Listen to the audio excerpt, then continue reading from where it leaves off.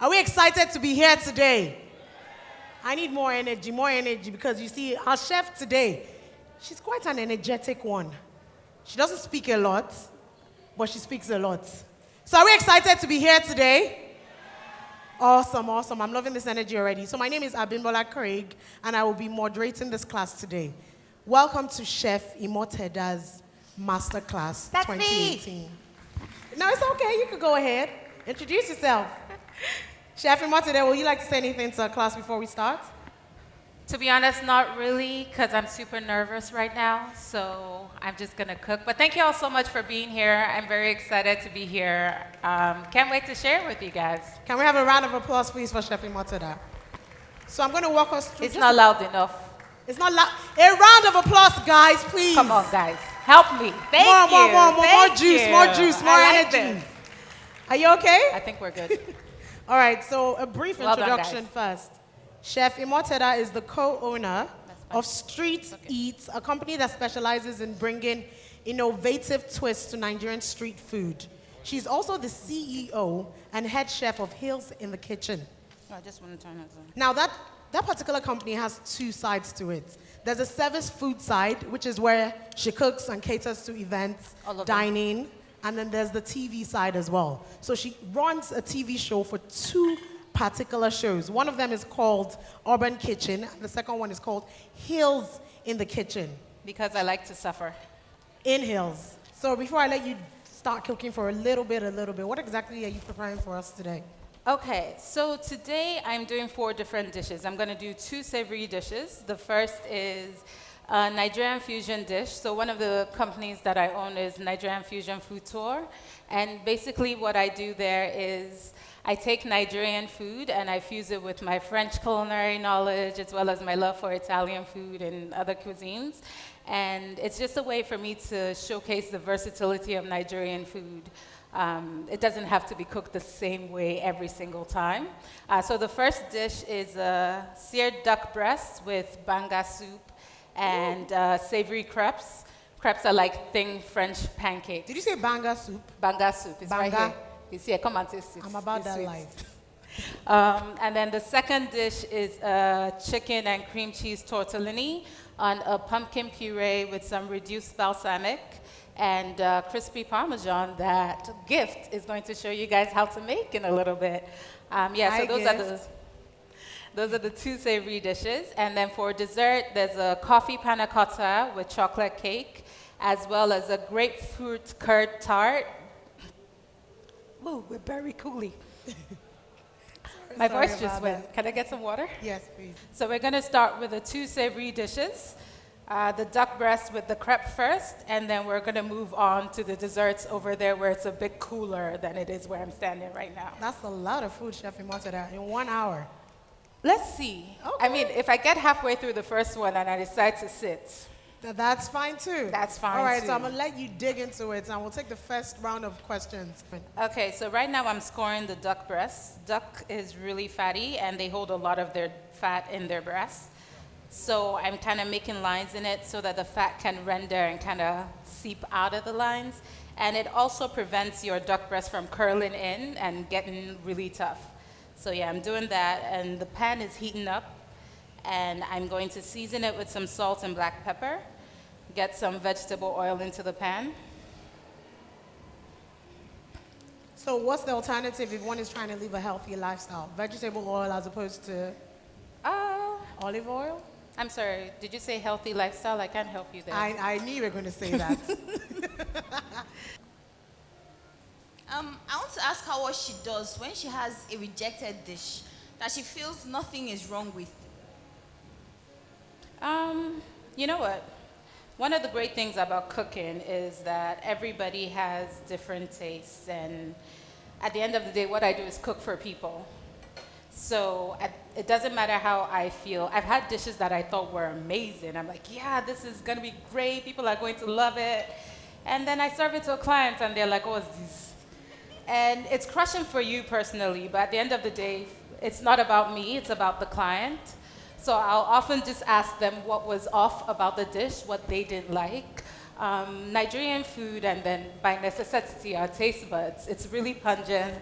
So we like really strong flavors. And I find a lot of the dishes that I do that people are like a bit iffy about are things that tend to be really cleaner, really lighter on the palate. So I've just learned that when I'm cooking for Nigerians, go for stronger tasting dishes. Okay, so my duck breasts have gone in. Sorry, I was not paying attention earlier. You go into a clean pan because they have a lot of fat. So just no oil in the pan, just the duck breast. And then I'm gonna let that render. I'm gonna season the other side, obviously. Okay, so I'm gonna start the crepes now. This is my crepe batter. It's a thyme and black pepper crepe. So it's got some fresh thyme in there, black pepper, eggs, milk. I will make the recipes available for GT in case anybody wants them in the future. But basically, always use a nonstick pan. I've rubbed a little bit of butter on the bottom, and I'm just gonna put in 1 ladle full. There's no flour in that mix? There is flour, yes, and flour. And then I'm just gonna swirl it around to make sure it's even on the bottom of the pan. So that pan is a non-stick, right? This is a non-stick pan. Yeah, you want to always use either a really well-seasoned cast iron pan or a non-stick pan. Otherwise, you won't be able to get your crepe out, and that's no fun. Where are my spatulas? I'm missing a spatula, a small one. All right, so I'm just going to go around. The French have a saying. I'm terrible with French, so I'm just going to say it in English. The first crepe is for the dogs. And it just basically means you always ruin the first one, so don't worry about it. Let's make space, please. Yes. Okay, so while I do this, Gift is over there. We've already rolled the tortellini and filled it with the chicken, so she's going to just get it boiling so that you guys don't have to spend 4 hours watching me just cook. All right, so crepes done on one side. Success. Look at that. That's one down. Anybody in the audience have any more questions while we're cooking? Okay, so the duck breasts are pretty much done. I'm just going to like a really, really rare duck breast because that's how I eat my meat and that's how you should eat meat. I feel like some people are going to want to fight me on this, and that's okay. You can fight me. Nigerians need it well done. I'm ready to fight you on this. All right, so I'm going to take them out. You want to always make sure you let your meat rest. Andres, thank you. So I'm going to let that rest for a little bit. So for this dish, it can either be served as an entree or as a canapé. So I'm going to do one plated as an entree, and then I'm going to do another as a canapé. So for the entree, I'm taking my duck breast. Actually, I'm going to let that rest for a little bit. I'm going to roll up my crepe. Give me a chopping board, please, a clean one. Clean chopping board. So when it comes to plating, I think it's important to have different colors. You don't want a plate that's too flat where everything is just brown or everything is just green or everything is just white, because then it gets really boring. So you want to have different colors, thank you. Different textures. It's not enough for your food to just taste good. Eating is really sensory, so you want something crunchy, you want something smooth, you want something rich, just so that you're not, because if everything is super creamy, I don't know if you've ever had like a really massive bowl of like plain pasta and it's just really rich and heavy, and after your 4th fork, you really just can't eat it anymore because it's too much. So it's important for there to be different little textures there. So this particular dish is made up of different textures. I'm gonna lean close. I don't know if you can hear, no? But the skin on the duck is really crispy. So I'm gonna go cut this in half because I want it long. There we go. And it is pretty rare, and that is how I like it. That is so pink inside. So I'm gonna plate the prettier side. This is a lot leaner, so I'm gonna plate with that. I've got my plate over here. If you start out with an interesting plate, then half of your work is done. White plates are great because they show off all the colors and textures, but interesting plates let you get away with a lot because people are always like, oh, the plate is so pretty. Yes. So you don't notice that I didn't really put in effort in the plating. All right, so you give me a tablespoon. Thank you. So this is my banga. It's plain banga, so it's just the spices and the palm nut puree. And I did it that way because I want it to be smooth. I don't want you to be fighting with obstacles in it. Also, it comes out a lot prettier. So I'm gonna go, just make a nice little circle on the side.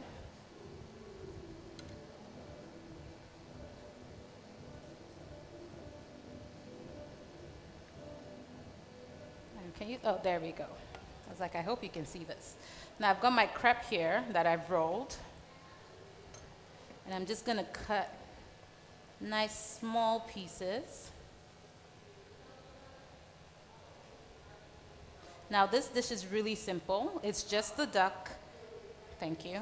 It's just the duck, the crepe, and the banga. Now, we usually eat banga with starch, or I've seen some people eat it with eba, which I think is wrong. That's very wrong. I'm a proper Shakiri girl, definitely with starch. Starch or pounded yam, anything else is wrong. Sometimes white rice with banga is heavy. I just judged you so harshly. So harshly. Oh my God, you've been judged. All right, my duck breast goes on one side, and I'm just gonna leave the other side empty. It's called negative space. It's a thing that people do because apparently it's pretty. Now I said you want color, so I'm gonna go in with some kumquats. Kumquats, they're in the citrus family. The duck breast is salty, the crepe is savory, the banga as well as savory. So I want something a bit bright and tangy, so that it doesn't get boring, and that's what the kumquats do. Also, they're orange, so color on the plate. Well. So I'm gonna go in, just lean it against the crepe, not let it lie on top of it because it's still a fruit, so obviously it's got water and moisture in there, and you don't want it to make your crepe soggy. So we're gonna go in with that. I'm gonna do a couple, just because it's a kind of biggish plate. I'm gonna do one more. And then I've got these gorgeous sprouts. They're soy sprouts, and they are, is that the camera? Super, super vibrant red. Now if you see that, I'm gonna step back for you. Anyway, they're beautiful. So I'm gonna go there and fill up some of the empty spaces with that.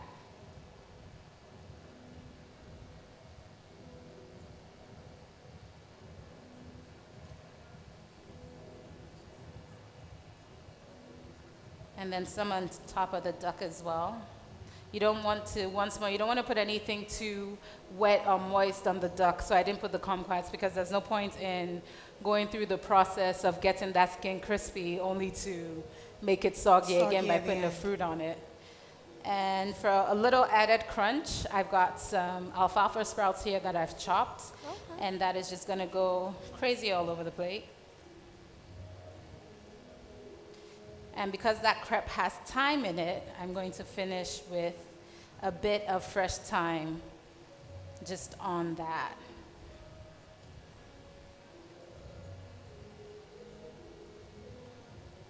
Tortellini ready?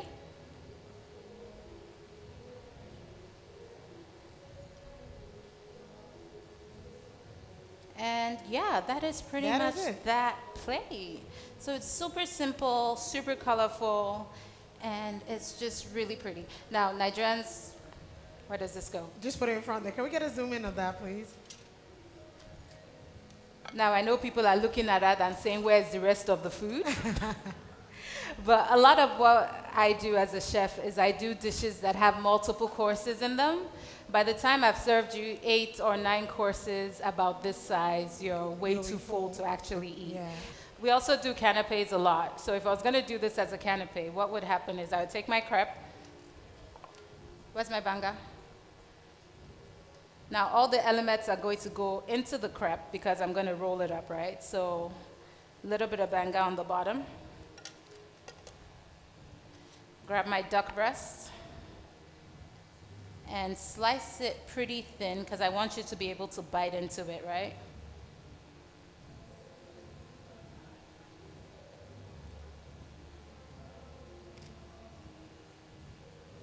Okay, just checking that I have time for you guys. And that goes on. I'm gonna move it back here just so you can see. Now this would be done immediately. Was about to serve once more so that stuff in there doesn't get soggy. And all the elements that went inside or on this dish would go in here, right? So you have your sprouts, have the gorgeous red sprouts as well. Those kumquats for the brightness. And you're gonna have to spread that out because you want to make sure you get a little bit in each bite. Yep, and I'll just give this a nice little roll. Just roll it up, tuck it up in there. Nice.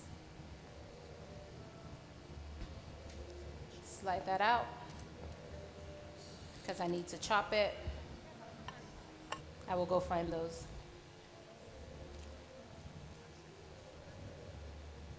And then just cut it into little bite-sized pieces so everybody can grab one and eat. And we'll do more of these so that, y'all can get a taste. I love these little wooden boards, just had them made. A little bit more on the banga under. Yes. And then right across. Did we find them? Thank you. And then some of that thyme, and this time I'll just use the whole sprig just to make it prettier. But of course, when I put my skewers in, I'm going to make sure not to skewer the sprig because nobody wants to eat an entire sprig of thyme. And then just right through so that you can grab them. So if you're doing like an event, you can do this and just have your waiters go around and hold this so that everybody can grab a little bite. So yeah, that would be for an event. Okay. A round of applause, please. Thank you, I do my best. Sorry, I've been doing the tortellini because it is now 1:04 and I need to get through 2 more dishes. So I've done a little swoosh with the pumpkin puree underneath. I've piled the tortellini up in one corner. Lots of space on your plate just helps it look a lot nicer, a lot cleaner. We've got some sprouts down in the middle. I really like sprouts because they give it a nice little crunch. And this is some reduced balsamic. Chef. Thank you. And I'm just gonna go across the tortellini, just from side to side.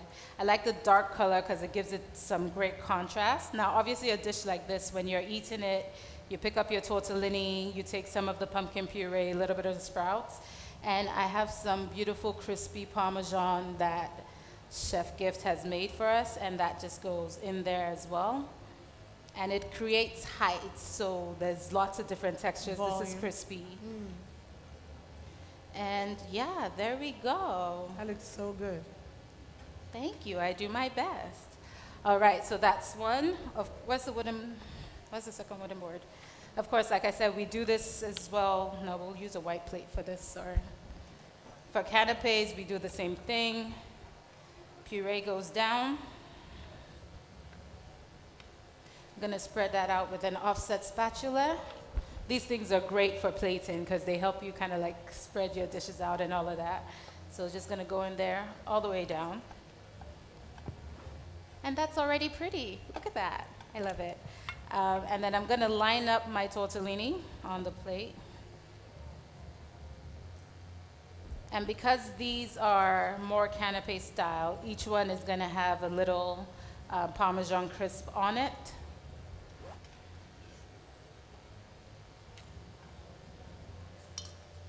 So, a little bit of the sprouts so that you get everything in one mouthful.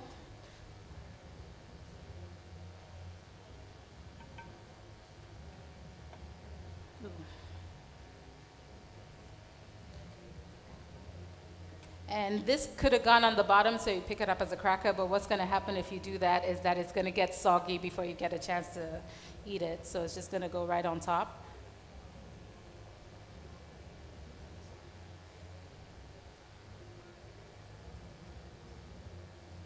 Thank you. And right on top of that, a little leaf of, I'll use the smaller ones. Thank you. Little oregano leaf.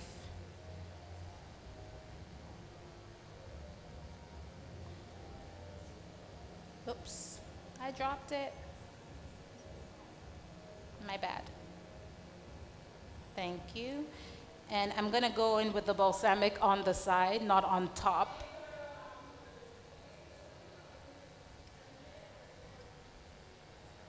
So you taste it, but it's not completely ruining everything you've done. Which makes sense. Sometimes when people just overput it, so it's a bit overbearing sometimes on your taste.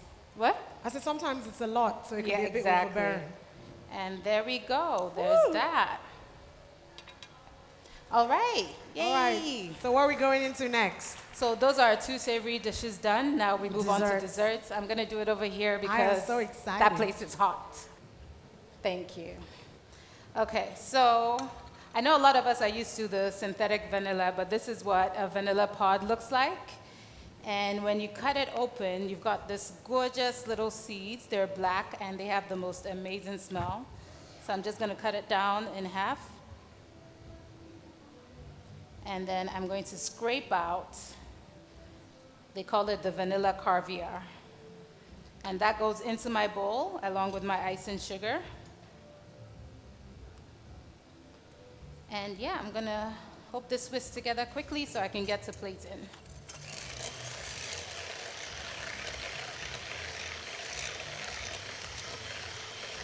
And what you're doing when you whisk your cream is you're incorporating air, you're making it light and fluffy. All right, I'm gonna hand this over to, no, never mind, I'm gonna finish this. You wanna be really careful to not over whip it because then it turns to butter. That being said, I once accidentally made white chocolate butter once and it was really good. Nice. I was trying to make whipped cream and I forgot I was doing it. So what did you end up using it to do? Chef, what did you end up using it to do? Sorry, say that again? What did you end up using it to do? I used it for French toast. Oh, nice. And it was lovely. All right, so the whipped cream is going on a dish. Hendris, come do this, please. So don't let it over whip, yeah? So the whipped cream is going on a panna cotta dish. It's coffee panna cotta with chocolate cake that I make, as well as whipped cream that he's doing over there. So I've got the panna cotta in these molds. I'm just gonna do these all on these boards just for time. Okay. All right, so that's the panna cotta. It's cream that's been set with gelatin and milk flavored. This one is flavored with coffee, obviously. And you heat up the milk and the gelatin, and then you mix it into the cream and you leave it to cook. All right, so beside that, I'm gonna go in with my cake. God help. How far with the whipped cream? Almost there, nearly there, not there yet. So if you had one advice to give to people who were up-and-coming chefs, what would it be? Sorry, say that again? If you have an advice to give to up-and-coming chefs, so people who have a passion for food and want to turn it into, you know, business, what's that one advice you would give when it comes to chefing? The advice I would give, be open. Just be open to pretty much anything. Especially if you're doing it in Nigeria. It's a very stressful job. Okay. And it seems really glamorous, but it does take a lot out of you. There's days where you're standing literally for 18, 20 hours. And yeah, it's not as fun as it seems, but it's also really rewarding. So yeah, I would just say be ready to work and just be open, okay? I'm gonna try and tilt you out because you want to be difficult. There we go. Finally got it out, eh? Finally got it out. All right, so that's chocolate cake. That's a big one. I have little cups, so I've done each as you would plate it and also as you would do for canapés. So this is how we would serve it for canapés. And we have the chocolate cake over here. Whipped cream, can you check the whipped cream? That should be way more than whipped by now. So I'm gonna go in with some chocolate cake on top. Let me see, please. I think we might have butter now.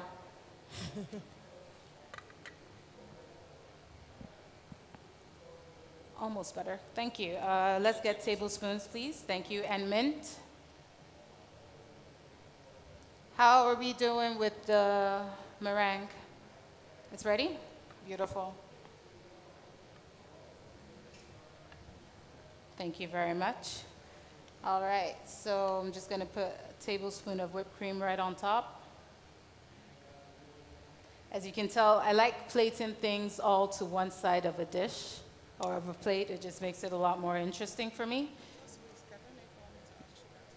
A little bit of sugar, please. Thank you. Hendris, mint, please.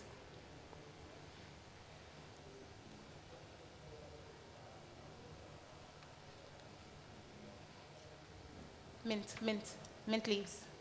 So as much as you play around with colors when it comes to plating with canapés, do you play around with colors when it comes to plating for desserts as well? I Because they seem do. to be like So one this tone. dish is a lot simpler. Okay.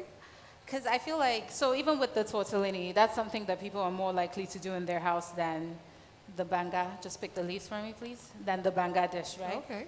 Okay. Not you.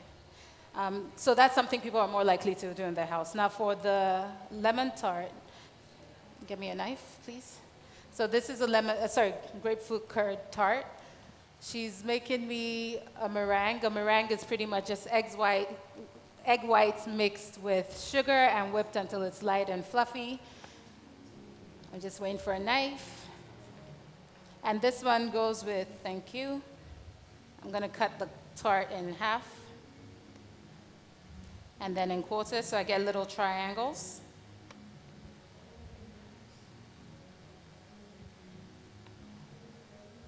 Where's the grapefruit, please? And my grapefruit is in the fridge. Grapefruit, yeah. All right, so I have a plate here that I kind of already started. What do you need, Chef? My berry coulis that somebody has moved for unknown reasons. I think we're good with those egg whites.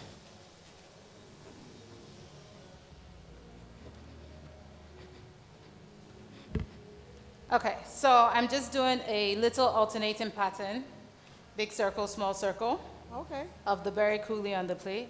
Perfect, that's beautiful, thank you.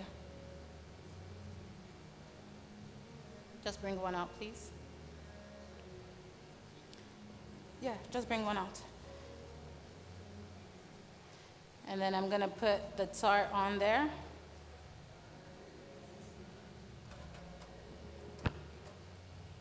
And I'm gonna get this tablespoon. Chef Gift, can I have my blowtorch, please? Blowtorch. I have a tablespoon, don't worry about that. And then I'm gonna go with that right in the middle. That's really fluffy. It is really fluffy, so when you beat egg whites, they get really light and fluffy. It was out somewhere.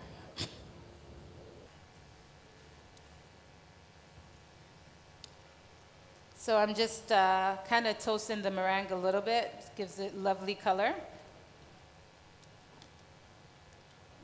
Chef, there's some berries in there. Could I get those, please? I am so tasting this. I can die in the gym tomorrow. Taste everything. There's a lot. If you guys hang around, we'll plate some samples so that you guys get to taste a little bit of everything. Oh, no, definitely. I'm sure we can hang around. We can hang around for that, right? Uh-huh. But there's no question. All right, All so right, we're literally almost done here right now. we've got the 3 different dishes. I'm just Yes. waiting strawberries and blueberries. Thank you. And I'm going to finish them with some fruit. So this just has the tart with the meringue on top of it that's been toasted. I've got some fresh strawberries here, and Chef Gift is going to get me some blueberries in a second. Berries are a great way to brighten up your dish. So we go in with the berries.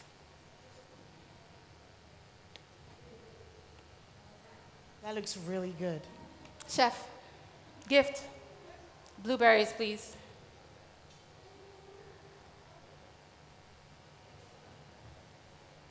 And mint leaves. Sorry, why are people raising up their hand? You want to what? Now we got questions. All right, quickly, while we're doing this, there's a lady in yellow over there. Please, please, you need to stand up. Once you put your hand up and I call you, please stand up. Dab a bit. So the mic can move faster. There's a lady in red in front, who's been putting her hand up before. Just the blueberries. Sorry, you've asked the Yeah, there's question mint. before. Okay. My question is that, what if you don't have the ingredient for that particular thing you're making? Can you alternate? Like, I saw something like vanilla stick. Well, what if you don't use vanilla stick? Can you use vanilla liquid as the essence? Use vanilla essence or vanilla extract. The benefits of using the vanilla beans and get, why do I never, oh, there we go, is that you get the really beautiful black specks of the vanilla beans inside your cream, and it just looks really, really pretty. But you can definitely substitute with other things. Thank you very much. Thank you. Thank you. There's a lady in red over here, guys. Let's move really fast. We literally have 2 minutes. The gentleman in blue, please, could you walk forward? We have our desserts ready. Okay. Yay. Hello. Before Hi. I ask my question, I just want to say that you deserve some accolades. Please, ladies and Worldwide. gentlemen, you deserve some accolades. Worldwide. Yeah.